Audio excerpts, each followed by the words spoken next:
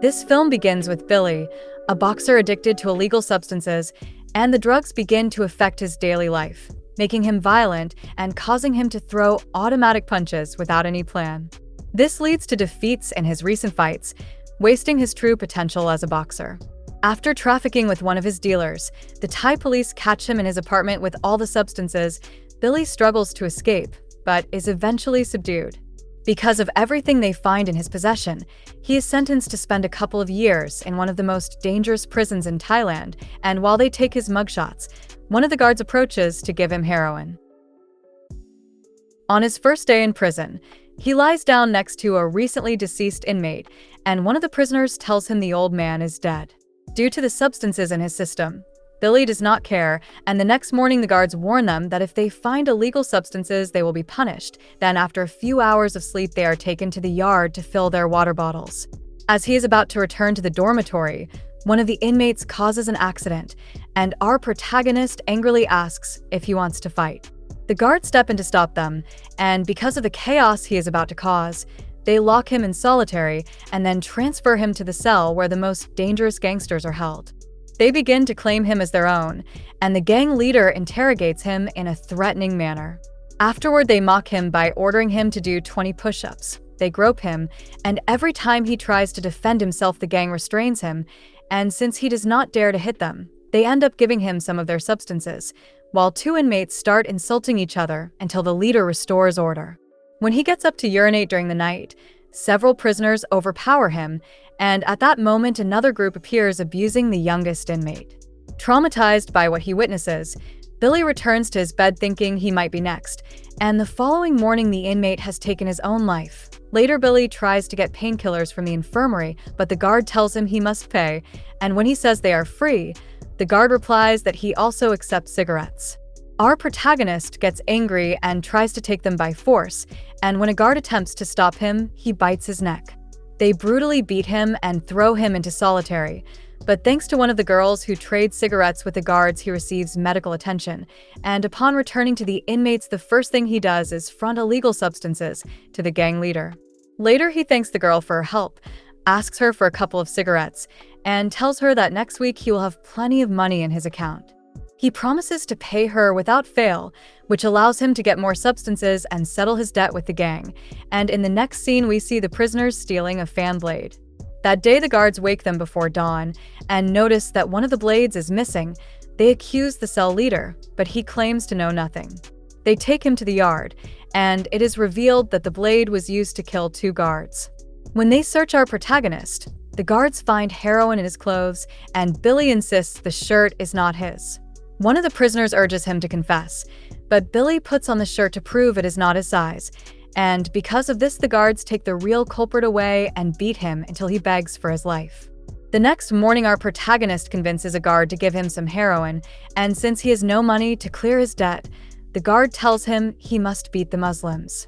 Billy promises he will do it after smoking, and with the substance in his veins, he proceeds to assault them until they are left barely alive. Believing life is no longer worth living, our protagonist attempts to take his own life, but another prisoner ultimately stops him. The following day, Billy receives a visit from his best friend, who tells him that thanks to his help he achieved first place in his boxing category. Inspired by his friend's words, he decides to change his lifestyle by joining the boxing team, and seeing that he is no beginner, the coach arranges a fight with a professional. A couple of months later, we see the prisoners betting with fish, and thanks to this, our protagonist doubles his wager. One inmate refuses to hand over the cigarettes, but the cell leader orders him to comply, reminding them that rules are rules and cannot be broken. That afternoon, he decides to look for fame to pay his debt, and since she found him attractive from the first moment she saw him, she asks the guards to let him enter her post. She tells him how hard her life has been.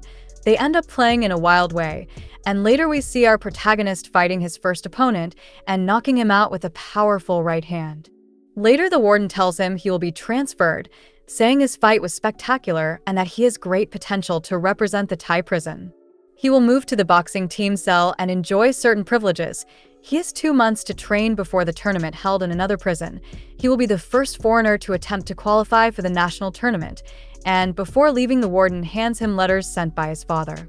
Before being transferred, Billy thanks the prisoner who saved his life, and everything seems to be going well until one day he sees the girl he fell in love with alongside another inmate. Heartbroken, he returns to using illegal substances, loses control during training, and attacks his partner from behind.